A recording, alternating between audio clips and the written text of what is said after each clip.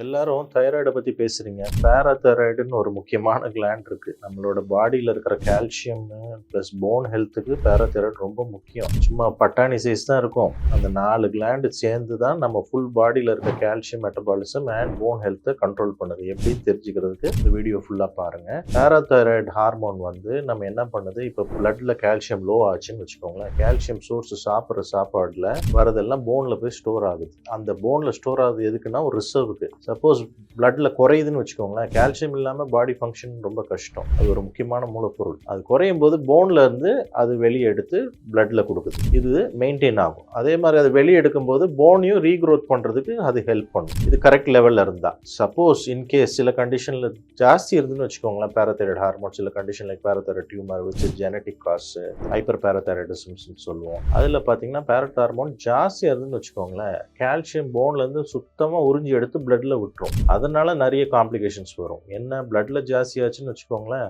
Hyper கால்சியம்னால நிறைய அந்த பேங்க்ரைடைட்டிஸ், recurrent renal stones நிறைய வரும். அதே மாதிரி போனு ரொம்ப வீக் ஆயிரும். சும்மா பேப்பர் மாதிரி ஆயிரும். சிம்பிளா ஒரு விழுந்திருப்பீங்க, அது ஃப்ராக்சர் ஆயிரும். இதுதான் ஹைப்பர் பேராக்கு ப்ராப்ளம். அதே மாதிரி இது என்னென்ன கண்டிஷனா ஜெனட்டிக்ஸ்ல நான் சொன்ன மாதிரி வரலாம். இன்னொரு கண்டிஷன் ஹைப்போ பேராதைராய்டிசம், அதாவது பேராதைராய்டு ஹார்மோன் கம்மியா செக்ரீட் ஆகுது. இது எதுல வரும்னா சம்டைம்ஸ் ஆட்டோஇம்யூன் கண்டிஷன்ல பேராதைராய்டு டிஸ்ட்ரக்ஷனால வரலாம்.